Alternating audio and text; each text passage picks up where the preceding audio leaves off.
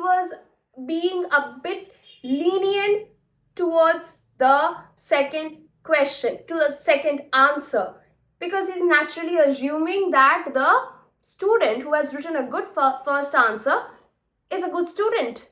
The second answer is also going to be good. Although sometimes he's seeing the student have just written few sentences for the second answer, it's not as well presented as the first answer. He was being lenient and he was just giving marks like, okay, fine, I know that the student have studied.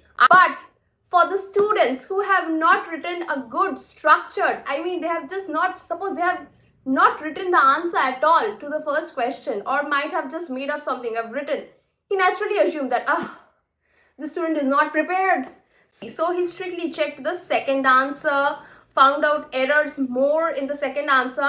So when he realized that he is making this mistake of this assumption, he completely changed the pattern of checking the papers. He first checked the first question for every student, and then he checked the second question once again. So he didn't check the complete paper. First question for every student, and then he once again started checking the second question for every student, so that he didn't make this bias or assume that the student is naturally a good student or a bad student. This type of assumption is very common. We all do it. Suppose you're a teacher and I'm giving you an answer script to be checked. And imagine those question papers from school, like section A, section B, section C. Marks are divided like 50, 30, 20. We have all seen these type of question papers, right? Now, imagine this is the answer script of that student, right?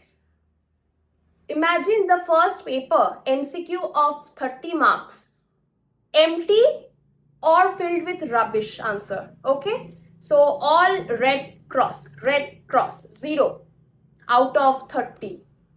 What do you think the first assumption is? You also want to mention another study. It's by Solomon Ash, where they have described two people.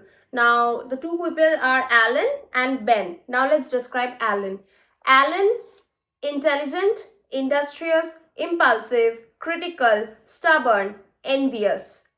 Let's go to Ben. Ben is envious, stubborn, critical, impulsive, industrious, intelligent. So while these two people were described in front of the people that were being studied, and they were asked who is a better person, the majority of the people gave the review that Alan is a better person.